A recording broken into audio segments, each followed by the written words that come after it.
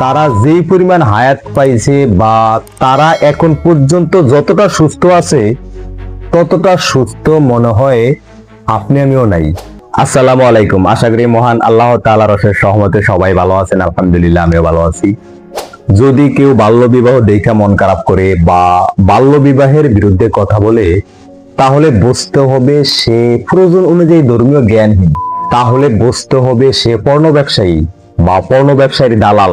ভিডিওটি শুরু করার আগে সবার কাছে ছোট্ট একটা রিকোয়েস্ট, আপনি যদি এই চ্যানেলের নতুন দর্শক হয়ে থাকেন তাহলে অবশ্যই চ্যানেলটি সাবস্ক্রাইব করে পাশে থাকা বেল আইকনটি প্রেস করে রাখুন। যদি আগে থেকে এই চ্যানেলটি সাবস্ক্রাইব করে থাকেন তাহলে থ্যাংক ইউ সো মাচ।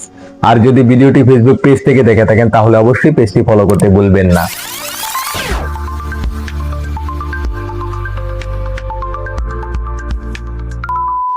মনে রাখবেন, সে যেই ধর্মের অনুসারী হোক না কেন, কোন ধর্মে কিন্তু অনৈতিকতাকে সাপোর্ট করে না।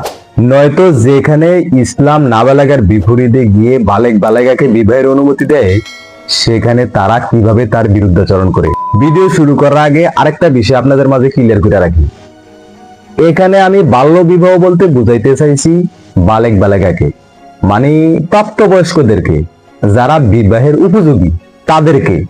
এখন কিছু ধর্মীয় জ্ঞানহীন পশ্চাত্য ভিত্তিক অতি পণ্ডিতের দল 15 থেকে 16 বছর বয়সী ছেলে মেয়েদের ইচ্ছা আকাঙ্ক্ষা থাকা সত্ত্বেও ভ্রান্ত আইনের দেয়ালে তাদেরকে আটকায়া জিনা ব্যভিচারের দিকে ধাবিত করছে প্রতিনিয়ত। যেসব ছেলে মেয়েগুলো চায় নিজেদেরকে হারাম সম্পর্ক থেকে বিরত রাখতে, যেসব ছেলে মেয়েগুলো চায় নিজেদেরকে জেনা ব্যভিচার থেকে বিরত রেখে হালাল সম্পর্কের মাধ্যমে নিজেদের যৌন চাহিদা মেটাতে, কিন্তু তারা পারছে না। তারা তাদের যৌন চাহিদাকে হালালভাবে উপভোগ করতে পারছে না আমাদের বাংলাদেশের ধর্মীয় জ্ঞানহীন মূর্খ অজ্ঞ কিছু আইন প্রণয়নকারীদের ভ্রান্ত আইনের কারণে। যেহেতু আপনি আপনার মূল্যবান সময় নষ্ট কইরা এখন পর্যন্ত আমার ভিডিওটা দেখতে আছেন, সেহেতু আমার প্রশ্ন আপনার কাছে, বালেগ হওয়ার পরে ভ্রান্ত আইনের চাপা কলে কইরা বিয়া না কইরা জিনা ব্যভিচারে লিপ্ত হওয়া ভালো, নাকি বালেগ হওয়ার সাথে সাথে 18 বছরের অপেক্ষা না থাইকা যখন মন চায় যখন প্রয়োজন হয় তখন বিবাহ বন্ধনে আবদ্ধ হইয়া নিজের যৌবনকে হালালভাবে উপভোগ করা ভালো? আপনার কাছে কি মনে হয়, কোনটা ভালো?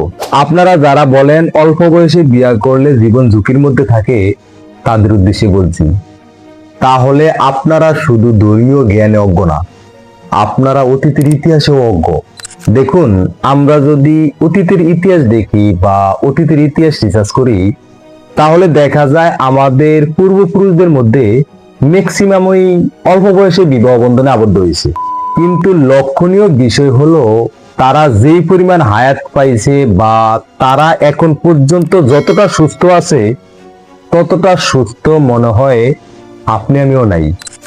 জানি না তাদের মতো হায়াত আমরা পাই কিনা, তাদের মতো সুস্থ আমরা থাকতে পারি কিনা। তাদের সংসার ভাঙ্গিয়া গেছে বা তারা একে অন্যকে রাইখা চইলা গেছে, এমন ইতিহাস পৃথিবীর বুকে একেবারে বিরল। কিন্তু বর্তমানে দেখা যায় আজকে বিয়ে হইলে কালকে আবার কাজী অফিসে যাওয়া লাগে। কি জন্য যাওয়া লাগে জানেন? ডিভোর্সের জন্য। এটা এখন আমাদের দেশের জন্য, আমাদের সমাজের জন্য সবচেয়ে বড় একটা ব্যাধি হইয়া দাঁড়াইছে। এই হলো আপনাদের বাল্য বিবাহ রোধ নামক ভ্রান্ত আইনের প্রতিফলন। আজকে আপনারা 14 থেকে 15 বছর বয়সী ছেলে মেয়েগুলোকে বাল্য বিবাহের কাতারে দাঁড় করায়া যুব সমাজটাকে, যুবতী সমাজটাকে একেবারে ধ্বংসের শেষ প্রান্তে পৌঁছে দিচ্ছেন।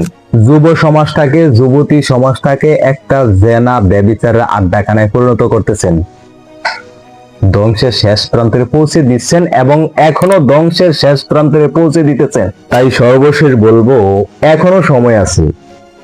এই ভ্রান্ত আইনের দেয়ালে যুব সমাজকে, যুবতী সমাজকে বন্দী করে তাদেরকে ধ্বংসের দিকে ঠেলে দেওয়া থেকে বিরত থাকুন।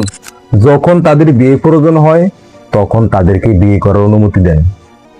তাদের যৌবনকে সসময়ে উপভোগ করতে দেন। তাদের যৌবনকে সসময়ে উপভোগ করে তাদেরকে সুন্দর জীবন গড়ার পথ খুলে দেন।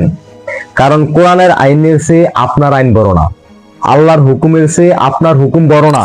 তাহলে কেন আপনারা ভ্রান্ত আইনের দেয়ালে যুব সমাজকে আটকায়া তাদেরকে ধ্বংসের দিকে ঠেলে দিচ্ছেন?